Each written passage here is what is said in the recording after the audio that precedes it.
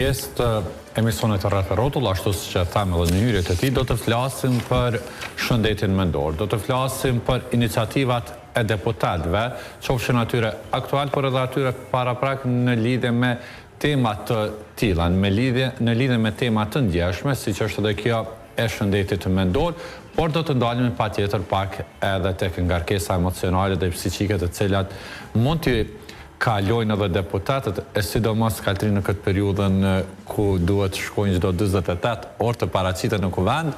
Nëse në këshit rroga që ashtu për 30 minuta me marë 2.000 euro në muajt, për 30 minuta punë, nuk e di nëse kisha pas në i farë ngarkeset madhe.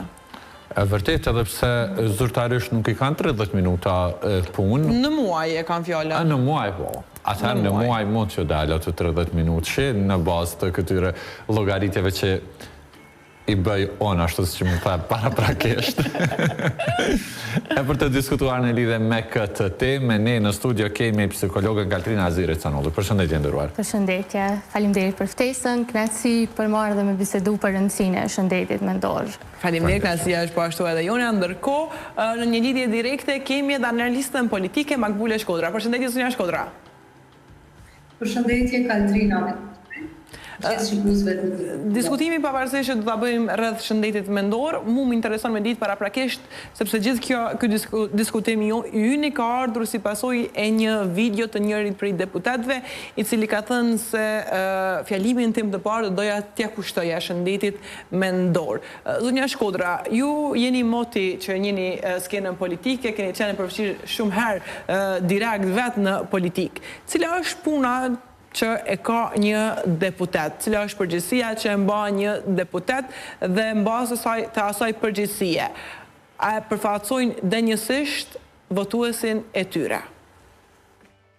Po, pyetje shumë e vend dhe detyra kryesore e një deputeti është pra që të shkojë në seancën e kuvendit dhe të përfaqësoj votuesit e vet dhe jo vetëm ata, por aty mbi të gjitha duhet na përfaqësojnë të gjithë neve, sepse ata gjatë fushatës bëjnë premtime të ndryshme, rreshtojnë rreth një programi dhe e kanë për detyrë pra që të shkojnë aty dhe ti ngrisin çështjet që janë të rëndësishme për qytetarët. Dhe patjetër që kjo stërzgjatje, sot ishte dështimi 34, dhe shumë mirë ju e përmendit për një punë ndoshta brenda një muaji 30 minutëshe, tani më edhe paga të cilën e marrin nuk arsyetohet, por unë jam lidhtare asaj se ligji duhet respektohet, është rregulluar me ligj ashtu dhe duhet ta respektojmë derisa nuk kemi dispozit të re që do ta ndëshkonte një gjë të tillë. Por përndryshe jam e bindur që një numër i madh i deputetëve edhe nuk e ndjehen mirë, sepse është një situatë që të bën të ndjehesh keq dhe s'do të mund as ta paramendoja veten të isha në një pozitë të tillë dhe të shkosh, të qëndrosh në sallë 2 minuta e 40 sekonda, aq sa po zgjat tani në një kohë të gjatë këto çdo 48 orë vazhdimi një seance dhe nuk do të ndihesh e mirë, sepse megjithatë e din që nëse ke hyrë në politikë, përsëri ndoshta do të shkosh në zgjedhje dhe si do të arsyetohesh para njerëzve që e kërkon përsëri votën. Unë jam e bindur që një numër shumë i madh i qytetarëve, këta deputet që janë sot aty, një numër i madh i tyre nuk do të zgjidhen herave të tjera, sepse pyetja e parë që secili do t'u bëj kur të shkojë në fushatë është si e lejuat këtë? Pse u bët pjesë e kësaj?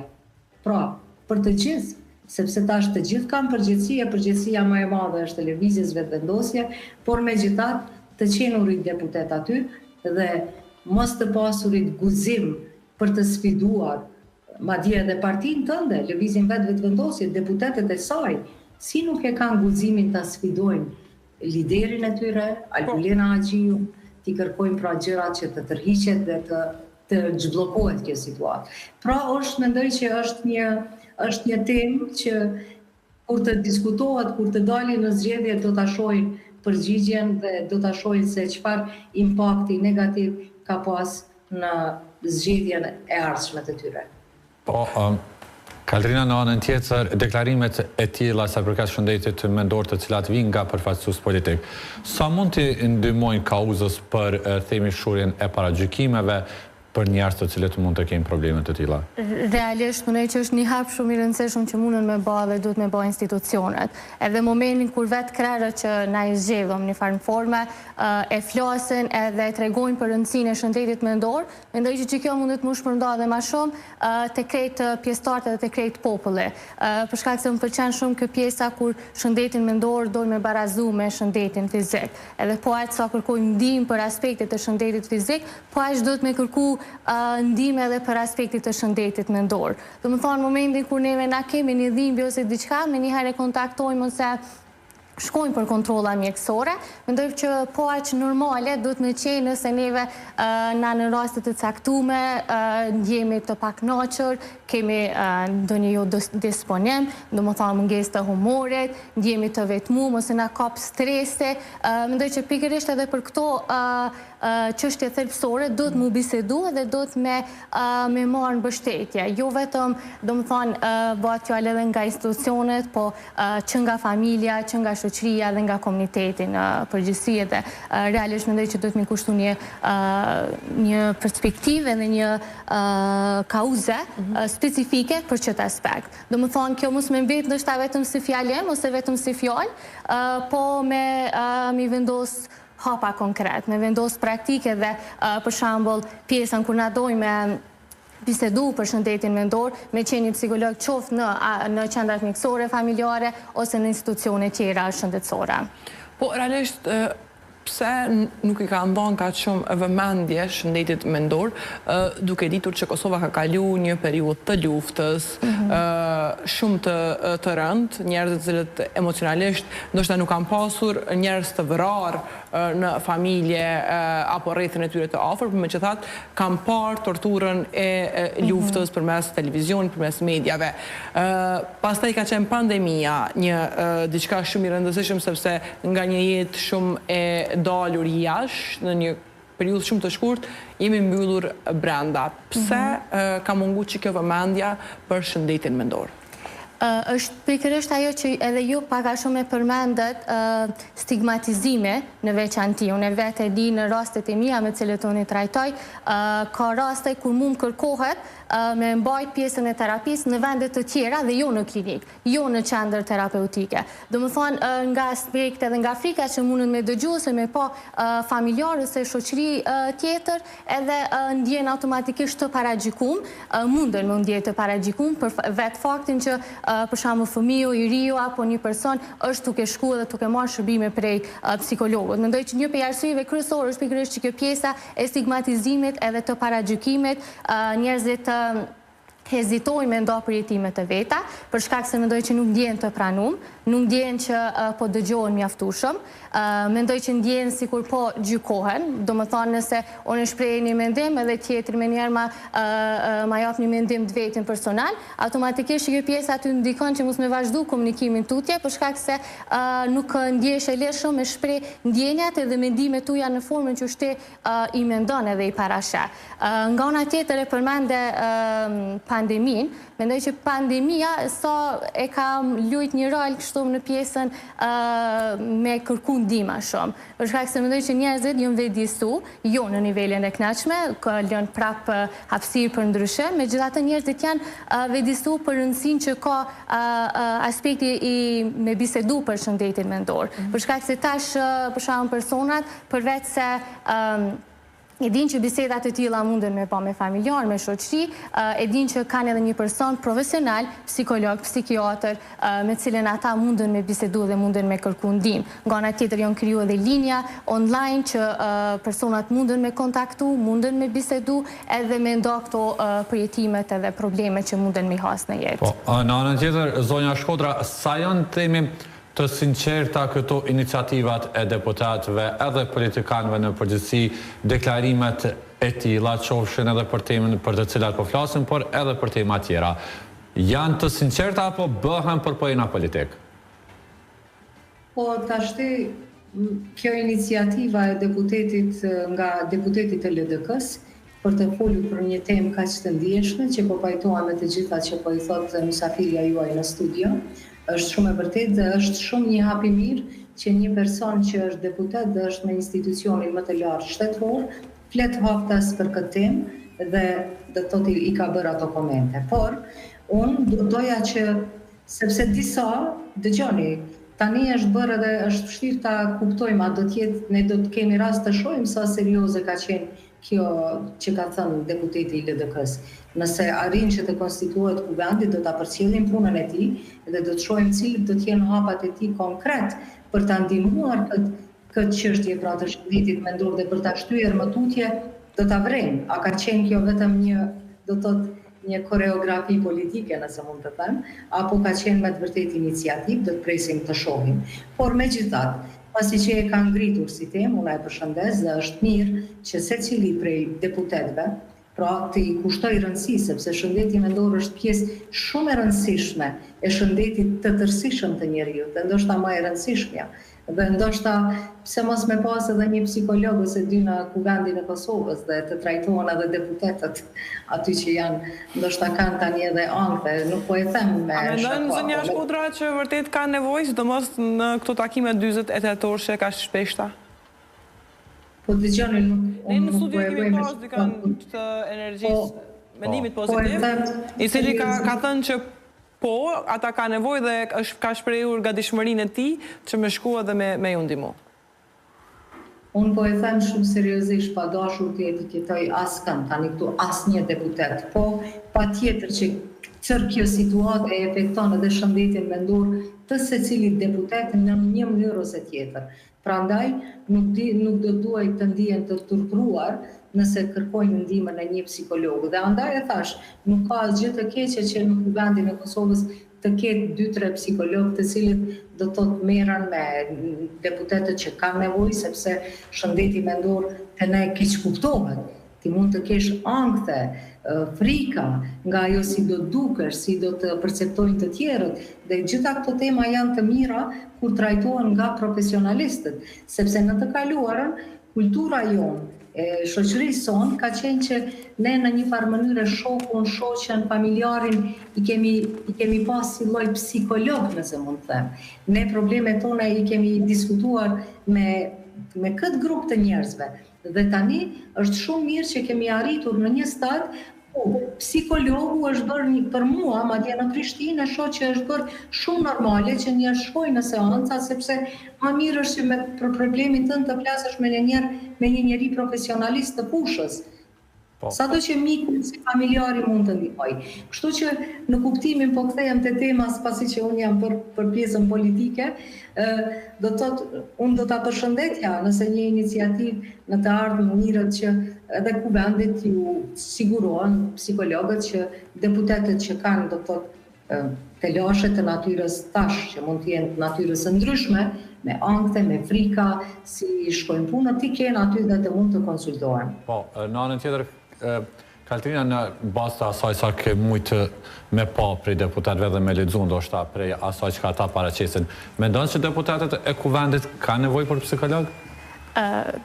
Mendoj që secili prej nesh ka nevojë për psikolog, për shkak se secili përballeve me sfida në vendin e punës, familjen, shoqëria dhe për çfarë do problemi që na mundim të pas, është mirë me bisedu me një psikolog. Qoftë domethënë çfarë do profesioni që mundet me qenë politikan, mjek, gazetar ose çfarë do edukator, çfarë do profesioni. Unë isha ndërlidhe me ato që tha kolegja që realisht janë këtë rast nëse flasim për deputetët, për politikanët në veçanti, realisht ata përveç ato problematika që munden me u përball pjesën e stresit edhe ankthit, në diçka që mundet me u ndiku është pjesa edhe në familje. Për shkak se ajo që ata përjetojnë në vendin e punës, edhe kjo nuk bëhet fjalë vetëm për këtë kategori, bëhet fjalë për secilin na që jemi në vendet të punës, kanë herë është e vështirë me bë këtë ndalimin, këtë dallimin mes jetës personale dhe punës. Edhe ka shumë raste kur normal që pjesa dhe punës në ndikon edhe i marrëm edhe në familje, edhe në shtëpi. Edhe masanej që kjo mundet me ndiku në këtë debalancën edhe nevojën për me marrë trajtim, mënyrë që stresin e punës, ankthen e punës, problemet në punë, me i te i kalu tu i menagju, tu marrë trajtim, tu e komuniku dhe bisedu edhe me të tjere, që që përmenda qoftë në rrethin e ngusht, po në specifikisht nga profesionistët. A është, po flasim kështu për politikën si profesion, a është politika profesion që din me të kriju shumë stres, ankth, ku njerëzit ndoshta janë më të shumë se sa të profesioneve tjera ku shkojnë edhe kërkojnë ndihmën Të edicioma politike. A politike?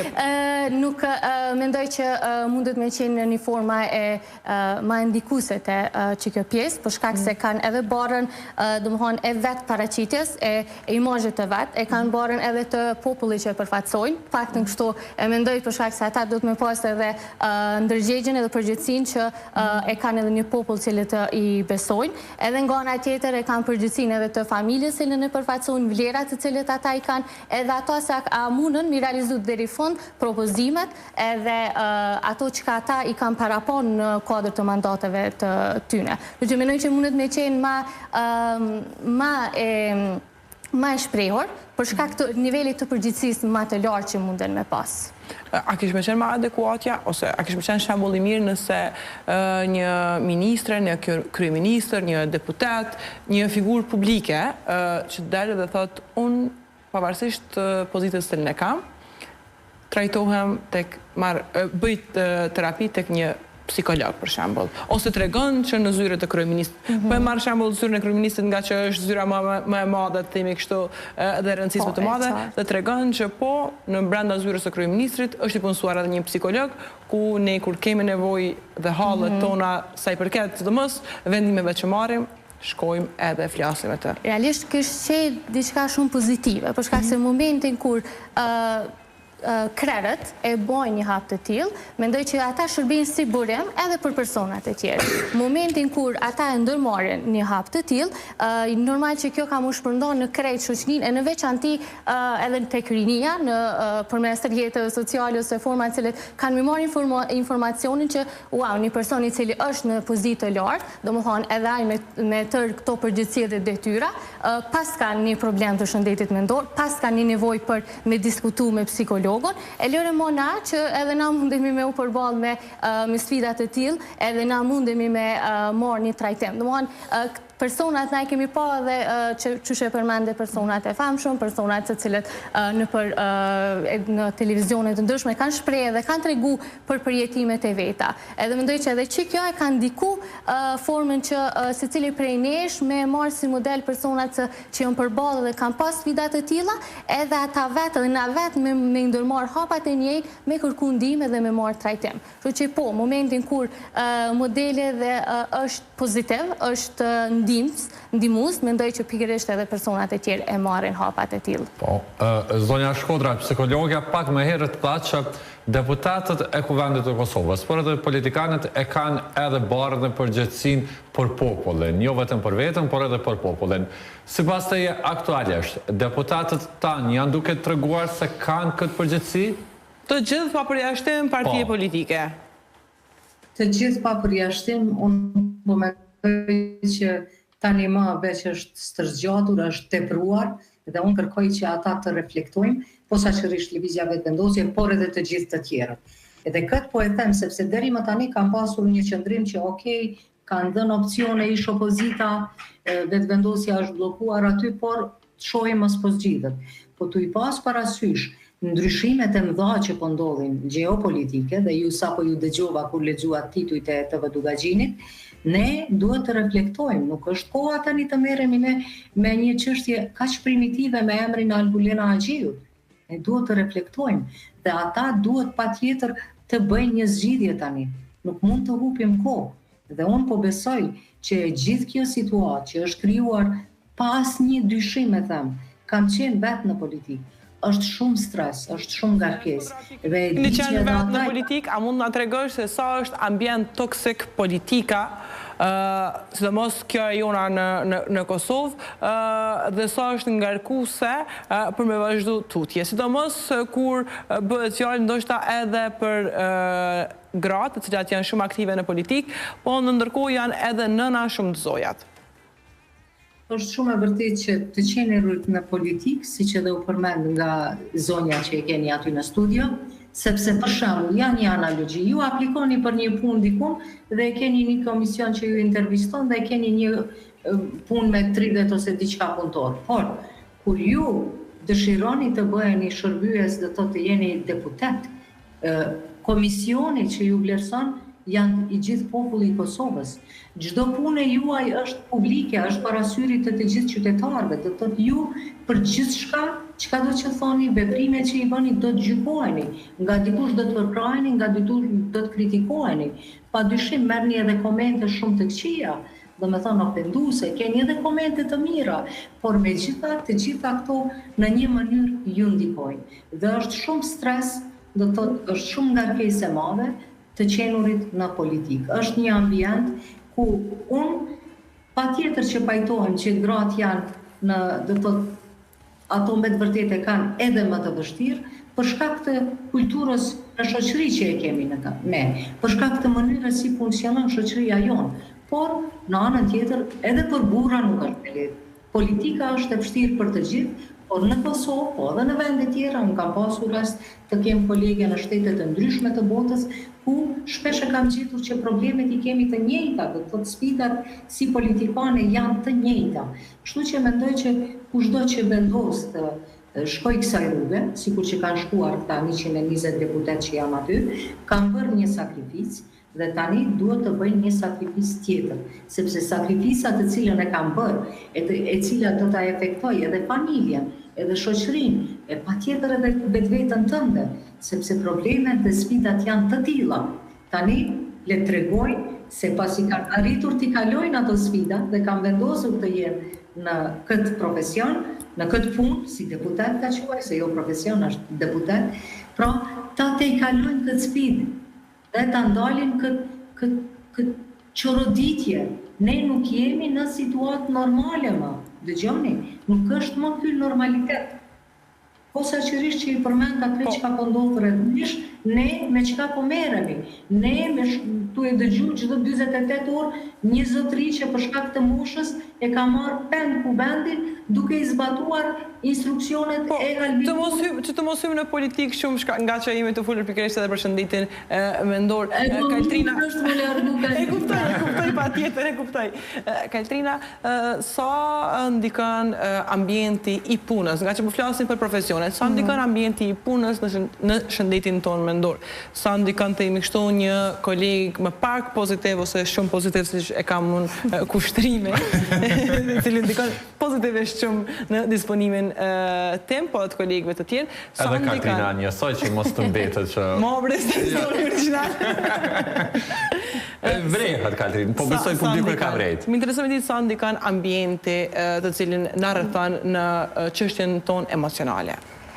Uroj që se cili me pas kolegë të tillë pozitiv, të tillë i ka me dhonë në vendin e punës, edhe e di që është diçka shumë pozitive në formën kur është shumë pozitive momentin kur të rrethosh me persona mbështetës, me kolegë me cilën te e din që mundesh me bisedu dhe me tregu çka do që ty të preokupon, po nga ana tjetër, momentin kur te ki, si me thonë, persona cilët janë ma demotivues, fokusohen ma shumë në ashethëme me thonë, personat të cilët e përcjellin një energji ma negative me thonë, e ndikon automatikisht jetën e përditshme. Te nëse qëndron me një kohë të gjatë me persona të tillë, te e sheh që po ndikon vetbesimi jot, vetvlerësimi jot, po ndikon aspekti që te i sheh dhe perspektiva mbi botën, mbi veten, përgjithësi mbi ato se çka ty të rrethon. Kështu që nëse rastin caktuar, nëse ki një person të cilin te mundesh me po e themi me bisedu dhe me tregu dhe me shpjegu, se me thonë në raste kur kemi sfida në punë, edhe kemi dikon që mundet me na dëgju dhe me na jap ndihmë, automatikisht ec puna më shpejt. Do më thonë, po momentin kur nuk e keni përkraje ose nuk e keni mbështetje, një kolektiv pozitiv, duket ora që nuk po ec fare. Do më thonë, duket që kur 8 orë që me thonë, është 16 orë momentin kur nuk e keni ambient me cilën ti ndjesh i pranuar dhe ndjesh i lirshëm me tregu ato çka ty të preokupon. Edhe për që ata në vendet e punës në veçanti është shumë e shprehur në atë që e themi burnout. Domthonë lodhja e tepër, stresi i lartë që ndodh të punojnësit, të cilët mendoj që nuk e marrin trajtimin e duhur në rastet të caktuara, për shkak se mendoj që secili punëtor, pavarësisht profileve, ka nevojë të ndjehet i motivuar, të ndjehet i vlerësuar, të mund të vlerësohet për çfarë do hapi, për çfarë do punë dhe aktivitete të cilat ai ose ajo i ka bë, po nga ana tjetër edhe momentin kur ka, si më thon, dështime, më thon, mi u dhon udhëzime çysh me te kalu, po jo në momentin e parë kur punëtorët mundën me has të tilla pengesa, me njëherë me u përball me kritika ose me ankesa, që normal që tani që kjo ndikon në ankthin më të lartë të secili punonjës. Normal që ndikon në pjesa që nuk po ndjehen mjaftueshëm të dëgjueshëm edhe të pranuar, edhe në këtë rast normal që ndrohet vendi punës, ndrohet krejt edhe stili i jetesës, kështu që është mirë çdo herë me balancu edhe me mundu edhe vendin e punës me pas si familje një formë me cilën te komunikon lirë shumë edhe me një fjallë përmenda disa herë, po e kom të rëndësishme këtë pjesën që secili mund je i pranum, mund je i atill që edhe i dëgjum, do më thonë jo veç dikush me folë, po secili me pas mundësin me u dëgjua dhe me u shprej ato që e mendon edhe ato që e prekupon. E fundit krejt, situata politike në vend, unë e di që ti nuk je ngarku me politikisht dhe nuk je thirrur me folë për politikën, por situata politike në vend, kur shohim një kuvend i cili mlidhet çdo 48 orë, sa u jep shpresë qytetarëve të cilët kanë dalë dhe u kanë dhënë besimin partive të ndryshme politike? Kjo varet nëse unë e shoh në aspektin psikologjik, normal, pohet në aspektin, do më thonë, qëto vonime, qëto shpeshësia e mbajtjes së kuvendit, unë me thonë që po ndikon negativisht të pjesa që është po perceptohet. Unë i shoh që bisedat për të tilla politike bëhet në çdo vend, në çdo situatë, edhe ti nuk i kuik që ti aktualiteti, edhe unë me thonë në aspektin psikologjik është e rëndë, për shkak se veç e din që na nuk e kemi në shani personat të cilët janë të arrit me bën një vendim, me marrë një zgjedhje të caktuar për të mirën edhe të qytetarëve, po më shumë ndoshta në interesat të tyre. Po, Kaltina, faleminderit shumë që ishe pjesë të rreth e rrotullit. Faleminderit e juve. Zonja Shkodra, po ashtu faleminderit shumë që ishit pjesë e rreth e rrotullit dhe si gjithmonë dhatë një kontribut të çmueshëm. Faleminderit edhe juve. Ishim kështu në pjesën e parë të emisionit.